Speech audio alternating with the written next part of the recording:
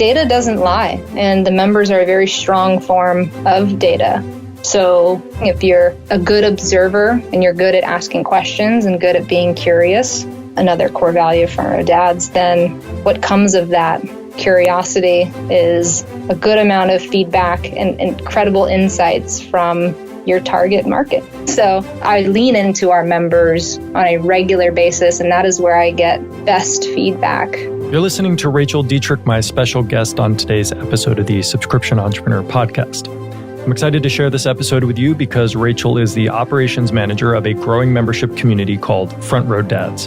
And although their community is not limited to fathers who are entrepreneurs, a large contingent of their members are.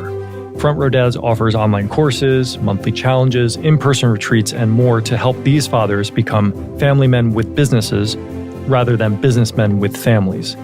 And in our conversation, we explore the specific things they've done to significantly grow the community over the past 3 years. Rachael goes into detail about their approach to new member onboarding, community management, member retention, and more. So if you've ever wondered what really goes on behind the scenes of a successful membership community, this episode is for you. And before we get started, I want to mention that Rachael was introduced to us by a member of our community who also happens to be a Front Row Dad. His name is Ali Jafarian. He's the founder of MemberDev, which is an agency that helps businesses build membership sites. And he's been a guest on this podcast a couple of times, and he's also been a good friend of mine for over the past 8 years or so. And as of the day of this recording, I just received an email from him about an accelerator program they're offering. And he doesn't know I'm going to share this, but I'll just read a few tidbits from this email here, as I think it may be of use to some of you. So this accelerated program is a done-with-you offering. It provides you with a platform, coaching, and support. It works with MemberMouse. So if you're already a MemberMouse customer, it would be an easy thing to go to. It's specifically designed to help you launch and accelerate your online community. Now, they're clear that this isn't for everybody. So this is not for first-timers or startup visionaries. This is designed for growth mindset entrepreneurs who have some experience and resources to invest.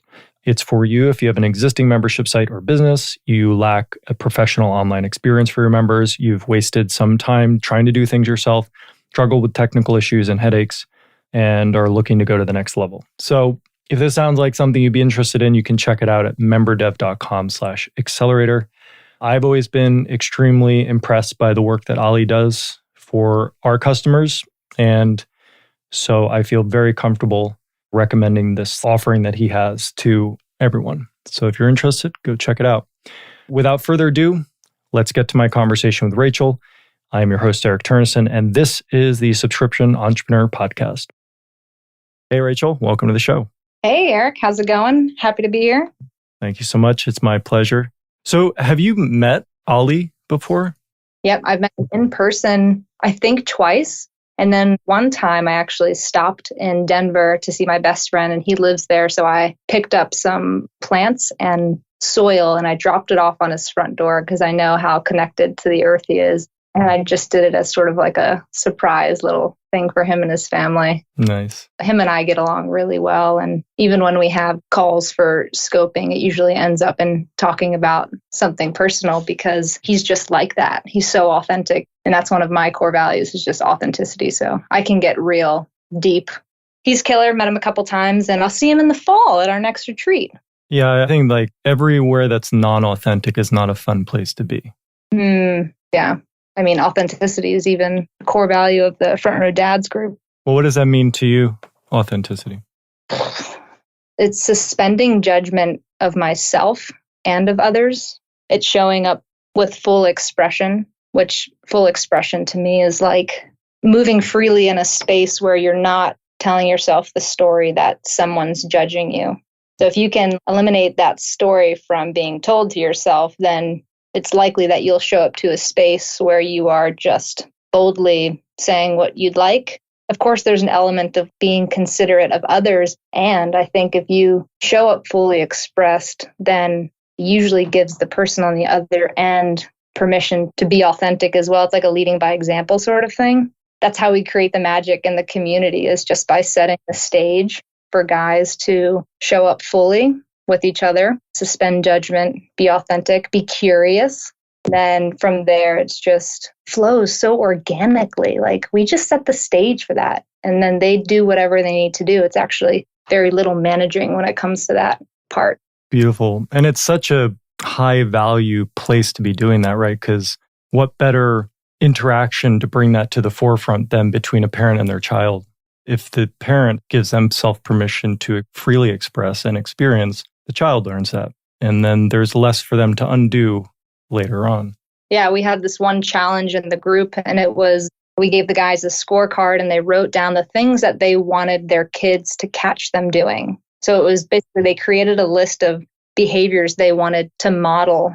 While we help in giving the guys examples of ways to model behaviors, they're actually going home and doing that. So that was a really profound challenge that we gave the guys. They came back and they're like, I was sitting down meditating, and it's because I want my kid to find themselves in a place when they're stressed, they just sit down and sit with themselves. And sure enough, as I was meditating, like my kid came over and just sat in my lap and was quiet with me. And I was like, oh my gosh, it's working. This community works, it's great. How do you come up with the challenges? The challenge is we try to tap into the community first. So we'll poll. John, he's such an ideator that he'll come up with a handful of ideas for challenges, and then we'll poll the group on what interests them most. We try and have it associated with the pillar of the month. We have 6 pillars in our group, and if it's, say, like the month of vibrant health, then we'll try to have a challenge that's associated with that. So we'll poll to the group, hey guys, do you want to do like a 30-day daily sweat, like sweat every day sort of thing? Or do you want to do a fast challenge, like a quick one, a 2-day fast, 24-hour fast, something like that? And then the guys will give feedback. We'll just run with one of them. But the beauty is that we can always, if we sway in the direction of one challenge, we'll just keep the other challenge in our back pocket and try it again. Like we're so big on experimenting, never afraid to do something once and then pivot and try a different challenge. So it sounds like a big component of the community is you have these different styles of how you engage with the dads. So there's stuff where they get together physically. There's stuff where you do stuff online. There's tasks or challenges that they're given to do at home. Yeah, that's really the gist of it. Live events, so in person. And this has changed over time too. I think when it first started, it actually started in 2016 with a in-person retreat. And it was just a handful of guys. I think it was about somewhere between 16 and 20, like John's closest friends kind of thing. And then I think one of the guys was like, this could be something. How can we continue these conversations outside of this event? And I think that's where, and I wasn't with the community at this time, but I think that's where John's brain went to, okay, we're going to need a CRM, we're going to need a Facebook group, something to host communications, both to the member and between members. It went from in-person events to having a Facebook community. And then, you introduce part of the tech stack, like being able to collect payments and whatnot. And then when I came on, we made it a little more complex, and we're always ebbing and flowing, right, from simplicity to complexity. But we made it a little more complex by adding in Telegram chat threads, by closing the open Facebook group and only having a private Facebook group. I think we'll get into the membership community that we created. But at the end of the day, it's those events and then communication channels, whether it's Facebook or Telegram. Those are really the 2 main spaces that the members communicate. And we've got all of our internal ways of managing those systems. And then they continue the thread and engage with the material on their own in between those things. Yep. So there's a resource library that anyone can go to and access past event content. And then the Telegram thread, those conversations live on, so they could totally scroll back through. Do you see any similarities in terms of how recent a dad is? Do you get a lot of dads who are like just a new dad for the first time, dads whose kids are a certain age, or maybe it's their second kid, or et cetera, maybe later? Is there some sort of pattern in terms of who you're seeing being drawn to this? There's not in terms of kids' ages, number of kids. I wouldn't say, and I have all the data, I wouldn't say that there's a trend there. There is a trend, though, in the type of dad we do promote pretty intensely to the kind of dad that is a hard-charging entrepreneur, right? So some guy who identifies as being a businessman with a family and not necessarily a family man with a business, right? That's our tagline. And so I think that saying alone really resonates with the guys that we want attracted to our tribe. Because once they get into the group, they all share that. They are all trying to move from this idea of being a businessman to being a family man and putting family first. And having that as the common thread totally outweighs any other common thread. I think having similarly aged kids or being at a similar point in your professional career with another dad definitely helps conversations that feel more relatable, I guess. But the real common thread that all the guys have is they're just trying to show up better for their families while sustaining a thriving business, but not at the sake of their families. Which I imagine has a lot of challenges to it. Yeah. One challenge that we see in attracting this type of guy is that when they get into the group, they got here because they're excited about finding like-minded dads who are also struggling with putting family first. And so it's been a huge, I won't say challenge, but opportunity to make sure that as soon as they get into the community, they're getting connected to another member and they're having the conversations that they don't just have at a backyard barbecue. Because if they're not, it is oftentimes that they will leave to spend their time in another community, or they will leave because this isn't everyone, of course, but perhaps they leave because they're getting sucked back in to that work grind. So by having pillars and by having core values and by creating a space where we all share the same vision, or all these dads share the same vision, it's helping to keep them aligned with what matters most. But yeah, a big challenge for the team is making sure they get connected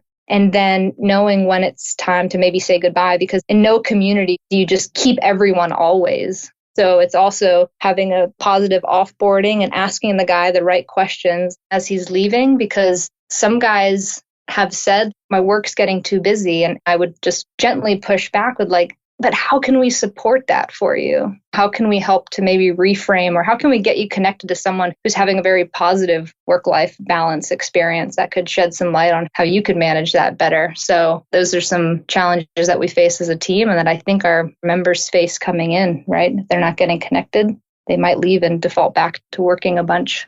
I think that's such a powerful area to focus on. And I think it really applies to any community. Ultimately, I think people are in it for the connection. They want to find like-minded people, engage. And so I feel like when you're putting a lot of attention and effort on making that happen as soon as possible, that is likely a critical part of the success. And also, the sooner somebody has that experience of connection, the more likely they are to share it with somebody else that they've had that good experience, which then is only going to increase membership of like-minded people.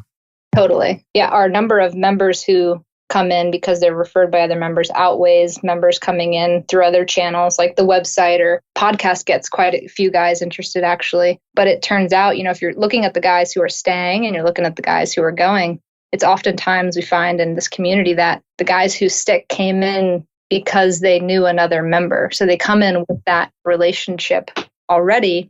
And then, it's up to our team to have a solid onboarding process, but one that doesn't give them too much information up front. I remember when I first came on, I was so excited, and I think I over communicated to our community about events. I think our systems just shoved a lot of information into the onboarding process for our new members. And what we found was I got this feedback from one member specifically. When he left, he filled out the exit survey and was felt like you were just trying to give me too much, and I didn't have the time or bandwidth to go through it. And so I felt like I was missing something, because it can't be the case that you over communicate to your members. And we found that it seemed almost as bad to under communicate as it was to over communicate, because when you over communicate a message or content and people don't have time to digest it, then they feel like they're missing it, not getting the value from the community. Then they could leave. So after that feedback, we definitely dialed in some communications, and that's something we play with on a monthly basis, changing up our communication styles. And we just have to pay attention to the data and what people are clicking on and guys are engaging with. Can we go into maybe just a little bit lower level detail on that, because I know that this is an area that everyone has to do in an online business, is find this balance in the appropriate level of communication. So some way that maybe something that you can share that might be helpful. How did you find that balance? Like in terms of particulars, what has worked for you better? Well, we started off, when I came on in June of 2019, we introduced definitely more content, more communications, and installed things like a postcard that went out and a monthly newsletter and some content like that. But what we did to make sure we had a good pulse on what guys were liking and what they didn't like is we did this really detailed member survey. And John and I spent hours refining this survey and trying to make it as simple and user-friendly for our members to take it. We even gave them the option to just call me or click, I'd rather have Rachael call me, to do this over the phone. But it was questions like, are you receiving the postcard? And the answers would be like, yes, I love it. Yes, I could do without it though. No, I'm not receiving it, and that's okay. And then no, but I'd like to. And so basically any way someone answered that, it'd be able to get the message across to us of the effectiveness of that communication tool. It turned out that we did away with postcards because most guys were like, yep, I'm getting it.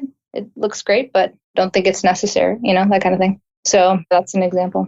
Which is great for that particular example too, because then that saves you money. You don't have to send them out. Right. That survey, we've been doing that each year. And then each year we get to go back and change that survey because we're always introducing new tools and communication channels. So we introduced the Telegram threads as a means of our guys communicating over topic specific stuff. We were able to say like, do you have Telegram downloaded? Are you a big tech person? Like, do you enjoy being on Telegram, or is it just another software that you have to learn, or just another tool you have to learn? Because some of the guys in our group, they have their own tech stacks. It's hard for them to get traction with another app, another tool, or try to be on their phone less because they want to be with family more. So we had to get a good read on our guys of, are you liking Telegram? Like, is it better than Facebook because it's a little more dedicated? Facebook can sort of be like a junk drawer, right? With their different channels to go down. Right. It's like going to the mall. It's like you have your restaurant you like in the mall, but in order to get there, you have to be in the mall. Right. Like, yes. Yeah. And all the stands down the center reaching for your attention. So you mentioned that you put a lot of focus on the initial goal of getting people to be connected as quickly as possible. What do you feel are like the two most effective things that help you to get them quickly as connected as possible when they're getting onboarded? Yeah, this is something that we've played around with. I think what John and I have landed on through getting lots of feedback from the guys is an email series that each email is short. It's got a call to action in it. It's clear. And each email gets dripped. I mean, for us, it's about a day apart, and that's their first week. And then in their first 2 weeks, we have found it to be essential that they get to talk to another member. So what we did is we set up a new member orientation call once a month so that at any point of someone joining during the month, they're getting that contact through the new member orientation to other members within 30 days, of course. So email series with clear calls to action, the new member orientation. And then this has most recently proved to be highly effective is a new member chat thread. So as soon as they get into the group, it's not like, welcome to the group. Here's the Facebook group, or here's the Telegram threads with like hundreds of guys in it. It's a welcome thread that guys get cycled in and out of, when they join, and then 60 days later they're removed. But they have that in common. So not only have they joined because they want to be around like-minded guys and they want to be family men with businesses opposed to the other, they're also surrounded by guys on a similar timeline of the customer journey. That's a great idea. I love that idea. Yeah. So aside from that, one thing that I think the guys appreciate based on the responses I get is right when they join, we've set up an automation through TextLine, which is our texting service that takes their phone number from when they sign up, and it sends them a message from me. And the way I like to write, even in text, is the way I like to talk. So when they receive this message, it feels personal, and it's like, holler at me if you need anything. And I sort of give them that permission to like ask me something right then and there, because I think when guys are signing up for our membership, they've got their phone handy, and it's kind of nice that like immediately when they sign up, it's like, oh, here's my connection to a human. And I tell them that I'm like, if you send me a message back, like I will get it. I'm a real person. So usually guys will respond. And I'm like, welcome to the community, blah, blah, blah. And they're like, thank you so much. Excited to get going. Those seem to be the key parts of the onboarding sequence for sure. For a number of reasons, I can see why that's very successful. Because, I mean, for certainly one, that's a very uncommon experience in a good way. You're not going to get that level of care received when you sign up for things. So I feel like that certainly is going to have a positive impact on retention and people feeling like they understand what they're doing there, feeling comfortable. So a question I do have is, how did you end up doing this? I mean, you seem to have a very comfortable approach and vision to organizing these things. Is this something that you did before you with Front Row Dads in some capacity? No. Can I tell the story about how I got involved with Front Row Dads? Because I think that's a magical segue into why it's all worked so well for us. So I started my professional career in the fitness industry. That worked really well for me. And I felt like I was in my zone of genius because I had the opportunity to, as a personal trainer, and I worked in rehab a bit, had the opportunity to manipulate and experiment with the physical body, like my clients, And so their body was the system that I got to work with, the system that I got to refine their biomechanics and whatnot. So when I met John at a Lifetime Fitness, he comes up to me. He comes up because he had just seen an interaction that I had with another member. And he acknowledged me and shared his admiration for how I handled that member. And he's like, he just jumps right into, hey, I have some work that needs to kind of be done. And I really like your energy and your personality. And if you got a couple of hours to spare this Friday, come on over and we'll see what we can create. And it started off packing welcome boxes, right? But it very quickly moved into a full-time position when the gym shut down for COVID. And then he took me on full-time and he gave me more account accesses. He let me into active campaigns. So I was poking around the CRM. And then I realized, just to make the segue from the fitness industry, is that I enjoyed and I still enjoy what I do with Front Row Dads because it's really similar in essence to experimenting with biomechanics as a system, right? Because now my system is the community. And it's just like, okay, I went from working one-on-one with someone to create a space where they can work on their physical, mental, and emotional health. And now I'm just doing that on a bigger scale, right, with our members. So I'm helping to create the space where members can improve their physical, mental, and emotional health. And that in turn impacts their families.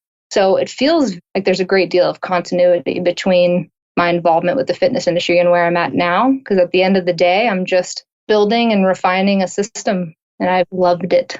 Yeah, it's a great way to look at it. So it's like in a physical body, you recognize where tension is being held and what needs to be released. It reminds me of how you talked about earlier, how one of the first things you needed to do in order to improve your systems is put in things in place to receive appropriate feedback. How are you going to hear where the tightnesses are, where the things aren't flowing? And there's only one place to get that from.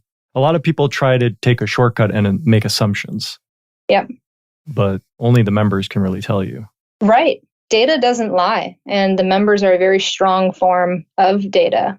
So just like clients and personal training, if you're a good observer and you're good at asking questions and good at being curious, another core value for our dads, then what comes of that curiosity is a good amount of feedback and incredible insights from your target market. So I lean into our members on a regular basis, and that is where I get best feedback, of course, right, from them, because they're also running extremely successful businesses. And what I've learned most through being part of this group is that I don't have to reinvent the wheel because our guys are out there doing big things, and we can just model that and tweak it to be in alignment with the Front Row Dad's vision and values, but we don't have to reinvent the wheel. Also going with the fitness metaphor, I think a lot of times it's similar in business. Like people have this vision of where they want to be. They have this poster on the wall. I want to look like that. I want to be like that. And then when it comes down to it, not everybody recognizes that it's a journey of steps each day, taken each day. It's not like you show up to the gym, you pay your fitness instructor, you go a few times, and then you've reached your goal. So in terms of, we're talking now in terms of a bird's eye view, looking back, all this accomplishment, but it sounds like you're revisiting this stuff on a weekly or maybe daily basis to accomplish the goal, right? Yeah. It's also important to revisit what you've created and where you've had success. Because in our experience, if we get too fixated on what's new and we're always looking ahead, we kind of forget what's true, what has been proven effective. And so, yeah, reliving the growing pains of like a transition to Mighty Networks is really important, because perhaps in the future there will be another pivot in our tech stack, and we just need to be mindful of what worked and what didn't. So yeah, we're oftentimes reflecting and looking at the data, and that seems to be really helpful. So since we're kind of on the topic of the tech stack, when we spoke earlier about this, you had mentioned you were using Mighty Networks, some different cart tools, Stripe, Samcart, Thrivecart, because there was some processing fee with Mighty Networks that you could bypass using those things. But then there were some limitations with that you discovered. So can you talk about that a little bit? Yeah, I guess the limitation, and by the way, Mighty Networks is a great platform, and that's why we originally got involved with it, because it seemed to capture the tools that we needed in one place, taking payments, member profiles, had the ability to have an online chat space, an activity feed. It was like the perfect environment at the time for us, because we wanted to move away from Facebook. We wanted to eliminate Samcart and Thrivecart. So it worked for us at that point. And then fast forward, I think it was over the course of 6 months, we were unsuccessful in our ability to get traction with the members and their engagement with Mighty Network. So what I mean by that is guys were still posting in the Facebook group, because we didn't close it down so we could observe where guys are engaging most. Actually, we didn't close it down at first. When we did close it down, we just still weren't getting liftoff in Mighty Networks in terms of engagement and dialogue. And even when we posted about upcoming events in there, we just weren't getting good event turnout. And then when we talked to a few guys, we realized they just don't want to learn. Like, Facebook is so familiar. They don't want to learn a whole new platform. So there's a big limitation there, not getting traction. And then from an operations standpoint, Mighty Networks stopped being a good fit when our guys were expressing all these desires for like customizations. Like, can my member profile, Mighty Networks might have advanced to this point now, but when we were with them, member profile wasn't super robust, or wasn't robust in the way that we wanted it to be, I guess. So we had this certain level of customization that we wanted, and we even reached out to them and were like, hey, could you add this feature? But sometimes that works and sometimes that doesn't. So when we realized that we wanted a very custom site and our guys were like hungry for more customization, that's when we realized we needed to pivot. That took a lot to migrate, because we had only just moved into the Mighty Network space 6 months prior. So now you're asking your members to make another big migration, and you lose guys at each point. We moved away from Mighty Networks. We couldn't move their payment automatically. So when the Mighty Network subscription ended, if we didn't capture or renew someone to another cart, which ended up being Member Mouse, we sort of lost them if we weren't able to get in touch with them. I think Mighty Networks is a good fit for a lot of communities. It just stopped being a fit for us. It's definitely the interesting thing with technology. It's kind of like something that a lot of people can be unprepared for, about how much it plays a role. And this whole idea of listening and checking in over time, what works at one point for a number of months, for a number of years, may stop working at some point. And if you're listening and paying attention, you will naturally ask the question, okay, is this a big enough problem where we have to make a change? And the thing is, when you have these growing pains as a business with success, you have all these scaling challenges. And as soon as you have numbers involved, it's harder to turn that. Like you talked about, you lose people. It's just a natural aspect of having a large group of people. I'm visualizing in my head like herding sheep. If you've got a big flock of sheep, yeah, you have to move them. Maybe one or two will wander away. It's just part of the situation. And, as the herd of sheep size changes, so changes your course in your tech stack. Like we went from, when I came on, we were at 70 members, and having a WordPress website, Facebook group, and ActiveCampaign worked, And then we doubled in size in under a year. So at 140 members is when we got involved with Mighty Networks because our group diversified. Our guys stopped being the same kind of guy. So the needs of our guys diversified as our guy diversified, if that makes sense. And then now we're at, when we moved to member dev and member mouse was at about 180, I think closer to 200 members. And maybe 50 to 100 members from now, we're going to have another pivot in our tech stack. Like I definitely see something in our future with utilizing forums, like online forums, because Telegram, you can't automate. Telegram is a pretty private, encrypted space, so there's some things you just can't automate using like Zapier or some API. So when we get to the 500 members, doesn't make sense to have someone working full time, like adding and removing people from the Telegram group, So there'll be a pivot there, I'm sure. How did you take to getting involved in all this technology stuff? Because it seems like, given what you said, your background was in fitness, that you weren't, at the time of starting with Front Row Dads, familiar with CRMs and membership solutions and payment processors and carts and all this stuff. Yeah, I think my interest in tech comes from my interest in productivity. Tech obviously has the ability to automate, to create efficiencies. And I didn't game growing up. I was a sports person. I really wasn't into technology growing up. Even through college, wasn't into tech. But I think I got really interested in tech when I became remote, partly because you kind of have to, like that's what my job needed for me, but also because tech is so incredible in its ability to get you to where you want to be faster. And there are some struggles that come with that when it comes to building a community, because just because there's this new tech tool, you have to be very mindful of how it might affect the quality of and authenticity of the conversations being had. Like you don't want the space to feel automated. You don't want your members only receiving communications that are like a mass email communication. So I like tech and I got into it more and more because I was realizing that it can help us to scale and it can help me to help John grow this mission quicker. We just have to be mindful of maintaining the quality of the group as we grow. Yeah. It's really another member of the community in a sense, because in order for us to grow, there's increasing amounts of work to be done to support any community. As the numbers of members grow, you need more people to make food, more people to do the farming, all this stuff.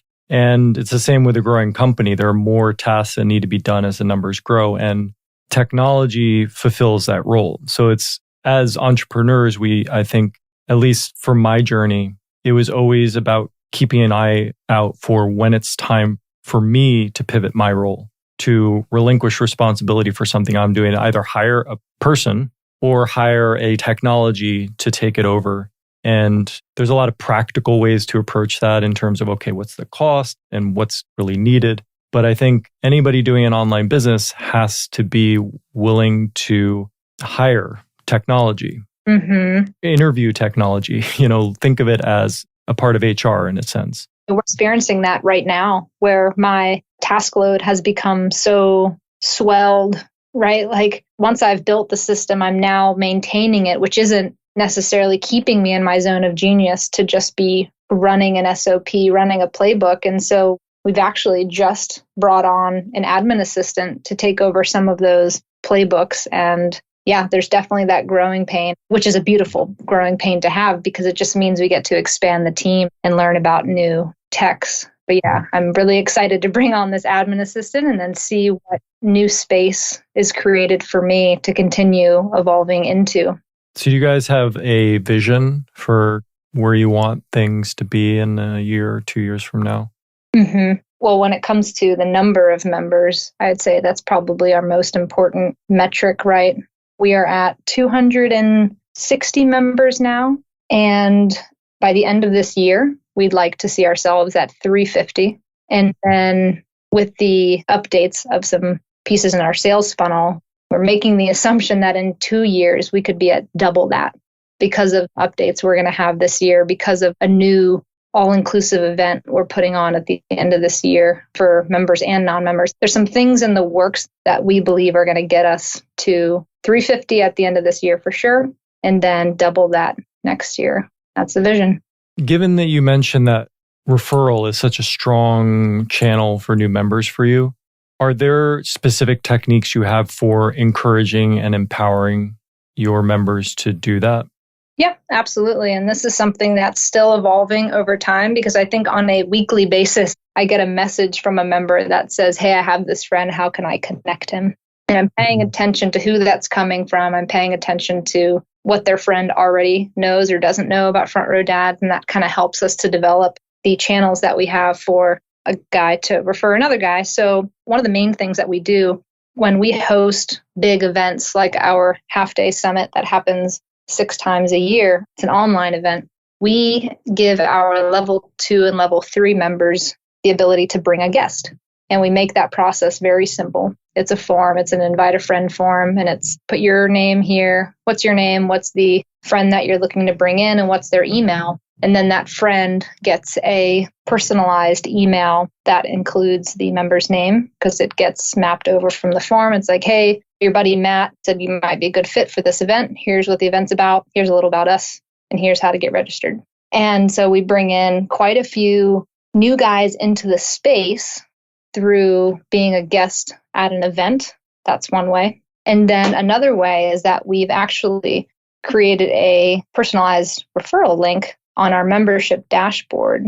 So when a guy goes into their account, on the home page, they see a link that says invite a friend. And right above that link is a leaderboard with some stats. So it's sort of like, I think a lot of our guys are number guys and they're competitive and they want to see their name up there, So I'm sure that link is shot out to many friends. And so that link takes you to a page, and on that page is a personalized video from our founder, John Vroman. And he shares a little bit about our events, a little bit about our brotherhood, and he invites the person seeing it to our next event. Then he also includes membership options. And then I need to edit the page a little bit to include one of our podcast episodes that talks about what is Front Row Dads. Because what we find is that when a guy wants to get his friend involved, that friend could be at a couple different stages in his level of interest. He could be at the stage where he's like, he's ready, he's pumped, he's heard it enough times from his friend that he just wants to dive in. Okay, boom, he needs a join link. There's the other kind of friend that has never heard about Front Row Dads. He's maybe inundated with all the communities he's a part of, and he's perhaps in a place where he has to be more selective about where he puts his time. And so he wants to learn more about Front Row Dads through like a free method, like before committing to the membership community. And in that case, we're going to outfit the page to point them in the direction of a podcast episode they could just listen to and hear testimonials from current members. So that's the 2 major ways, that referral link, and then educating our current members on how to invite guys into the group. That's actually the key, is giving them the copy, giving them something to say, giving them the exact location of where to plug a friend in. And in the case of inviting them to an event, it's like sending them an email that says like, here's your invite link, here's what you can do with it, and here's how you can pitch Front Row Dads. Well, something else I wanted to ask you about, which I thought was a really good idea that you guys do, and I don't hear about a lot of people doing this, is your exit process. What are kind of the things that you do when you called it offboarding? And it seemed like you indicated that there was a way that you might perceive that, oh, this person's not a right fit, and you may decide as the community to suggest that maybe this isn't the right fit. Did I hear that right or no? Most of that, yep. I would say there's no strategy from our team's end of like removing someone from the group. They'd have to be proactive in leaving. It's just the difference of, I'd say when it comes to the opportunity we get to offboard someone, there's 2 ways we could go with it. I could converse with John and we could see that member's previous engagements with the community. We could ask them some questions on why they're leaving, and it might lead us to pushing back on them a little bit more and trying to do a save, right? Trying to save them. And then I think there's also a moment where we have to realize that they might not have been a good fit for the group. And what that looks like is if they come into the group and they're just looking to take, maybe they have ego coming into a call. There's a certain kind of member that we want to attract, and there's a certain kind of member that maybe we're not looking to attract. And we're very open about it, right? Like we have it on our page, like who's not a good fit for this group and who is. And guys who have a big ego and who come in and who are not really open to listening deeply and sharing from experience just might not do well. So therefore, we might try a little less to save them because we accept that it's okay that this just isn't the group for them. Because the two main things that make you successful as a member in this group is showing up for others when they're getting their ass kicked. Because when you're getting your ass kicked, you would hope that someone shows up for you. So it's a give and take. It's taking just as much as you're contributing. So if someone kind of tips the scale on the take, and they're just constantly sending us feedback about how the community can be better, but maybe they're not leaning into what's good about the group as much, that might be an indicator that we should part ways. That makes sense. And ultimately, I think all the members who are there are, in a sense, relying on your judgment to do that and maintain the container that everybody is in. And it's a delicate balance. But ultimately, that's part of the offering, especially when you are creating a container for people to have such transformative experiences and maybe share things that they're not used to sharing or feels uncomfortable. It requires a safe container, and you need to be sure that you can guarantee that as much as possible for the members. Yeah. And, a big way that we do this, a big way that we set the tone or set this container is we've outlined what we call our ethos of engagement. So this is different than pillars, different than our core values. It's more so language that we share with the guys on a routine basis of how we want them to show up for each other. Can I share them with you? Because these are pretty awesome. The first one is you do you. Transparency leads to transformation. No time for BS. Let the drawbridge down. And by the way, we say these at every event, at the beginning of the event, to set the tone. And then second one is speak up. Share more than usual. If something's on your heart, just say it. Don't hide behind humility. Third one's face your fears. Address that which you most want to avoid. Next one is hold space. More questions, less prescriptions. Listen deeply and suspend judgment. And then no unsolicited advice. This one is really important. Share from personal experience and or the experiences of others. Because a quick short story on that, we had a member some time ago do some self-promotion in the Facebook group. And you can tell that it's not well received from the community when there's no engagement whatsoever, there's no likes, there's no comments. So when we see something like that, it's a red flag and we'll address it with the member, but it's also a really good indication that our members aren't enjoying this sort of engagement from this other member. So we definitely stress no unsolicited advice. The sixth one is 100% confidential. Nothing's ever repeated. Every conversation's private. And then the seventh is yes and, instead of saying but. Be real, not right. Respectfully add to the convo. And then the last one is own the experience. The outcome is co-created based on how everyone chooses to show up, step up, and speak up. So this really, we have a member read this at the top of events.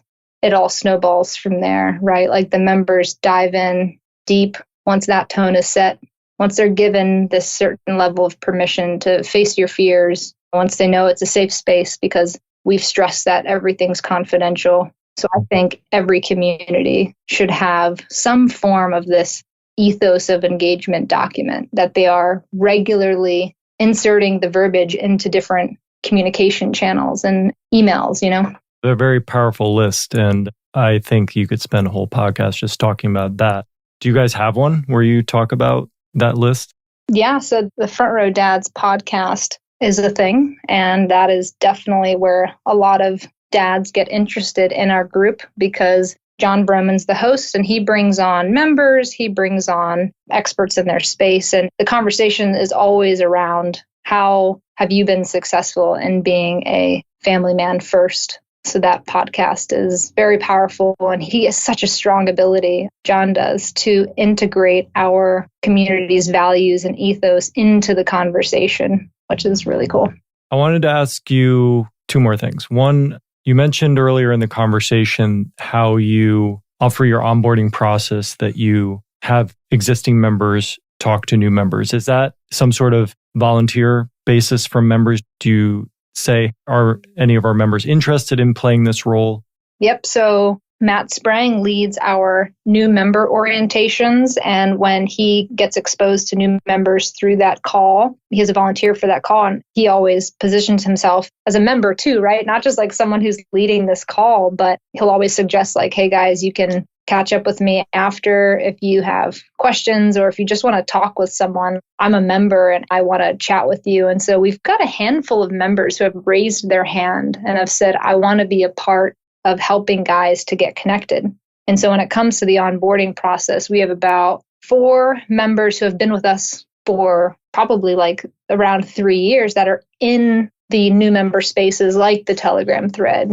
Some of the guys come on the orientation call. So the new members are seeing veterans and they're hearing from veterans talk about their experience and talk about what made their onboarding experience successful. Yeah, we've got a lot of guys who are ready to see this thing blow up. And that is what is so magical about this community is we don't have to put all this pressure on the small team that we have to create and evolve. We just have to tap into our members and give them a space to step up. A lot of these guys, they want to lead, want to be leaders, and they want to see it grow, and they're willing. And so I'm very grateful to them for that. Yeah, well, I'm certainly grateful that the organization exists. I am not a father myself, but I could certainly see the value and benefit of having an organization that helps fathers really be there for their children because they are, as the bumper sticker goes, the future. The better that they're cared for and supported, that only means good things. I definitely hope that you achieve your goals consistently and you have more and more dads coming on board.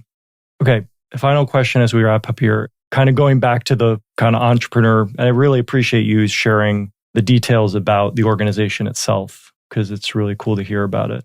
And I'm sure a lot of people will appreciate that and find it interesting.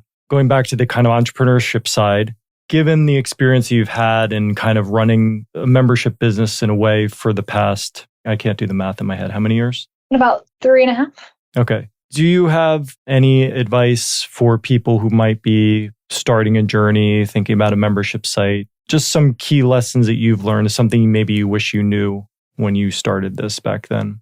Yeah, and I actually have the opportunity currently to sort of start from the ground up with another company that's looking to create a membership community. So it's really cool because I'm actually in this space where I can apply things from what I've learned. And I think the key is to pour into a nucleus of people, like a core group. Like with Front Row Dads, it was those group of guys at the retreat that John just poured into those guys and they brought their friends in. It was all very organic. So I think the key is not to rush into scaling. It's not to rush into having the full tech stack in advance, having the tech stack that will suit a 300-person community right away. I suppose if you're more of an expert than me in this space, because I wouldn't identify as an expert, then maybe you can get ahead of it in that way. But I would just encourage someone just getting started to identify the people who want to be a part of your vision and who care about the vision and work through them, lean into them. And then the technology becomes important as you grow and as you need to start automating and offloading and freeing up your time, right? But I think you can do that as you grow. I don't know that you ever invest in technology right out of the gate. Don't know that you do. I mean, we certainly didn't, right? And we're here now and we're still evolving. So yeah, that would be my recommendation. Pour into your nucleus, your core people who care. On that second point you made, I would say, yes, that is an accurate reflection. Like I've seen people basically do the analysis paralysis thing, spend way too much time investing in too much too soon where it's not necessary. It's better just to take the next step. Right. And whenever you're taking the next step, just making sure that you're looking back and doing a bit of reflection on the analytics of what worked and what didn't. And in its most simplest form, right? Because when you try to get into building some crazy tech stack right out of the gate, I think it's possible to make a lot of assumptions about what is going to work. And then you get attached to them because you put so much work into it. Yeah, or you like saw some other big company do it and you're like, oh, this is definitely going to work for us because this person's community did it. But guess what? that community's avatar is probably different than yours. The person they're attracting is probably different than yours. Could be more of like, they might have had more money going into that adventure than you did. And I just think not getting ahead of yourself, trying to remain organic with it all, pouring into the people who care, and then doing a good amount of research, though, I think is healthy, right? Like when you want to get interested in tech stacks, like reading up on it, doing a demo, seeing who else is using it. That's for sure been helpful with us. I think we did dive into Mighty Networks without enough research. There's also a good point that you made when talking about Mighty Networks is a tool is only the right tool if you have the situation that requires that tool. So Mighty Networks, I know people who use it. That's a perfect tool for their business because they listened to their customer. They determined their customer avatar, and that Mighty Networks supplied the correct answer for them. So it really goes back to your point that you've made a number of times is how important it is to listen to what our members are saying because we're their ambassadors ultimately. We should be listening and responding to what they're saying in terms of how we provide them with what they need. Because when we do that, they become an ambassador or evangelist. They evangelize stuff for us themselves just because they have a great experience and they're being heard. One thing that we didn't have in our first year or even into our second year of the community existing were frameworks like core values, the pillars. We had some, but they've evolved over time. We didn't have the ethos of engagement. And now that we do, those frameworks serve as a filter for everything we do. So yes, we're asking our members for feedback, we're surveying, we're modeling other companies that are doing certain parts of our system well. But most importantly, when it comes to taking an idea from being an idea to integrating it, however you want to evolve your community, it's critical now that we are running this idea through our frameworks and making sure that it supports our core values. For example, if we wanted to build out online forums, we'd ask ourselves, does this encourage a guy to be curious? Would it encourage our members to have authenticity? Have forums been successful in creating a space where members can feel vulnerable, or maybe not so much because it's still an online thing and maybe that vulnerability is best had in an in-person event. So maybe we don't pursue the online forum out of respect for our core value of authenticity, and maybe we try and drive another in-person event into our schedule.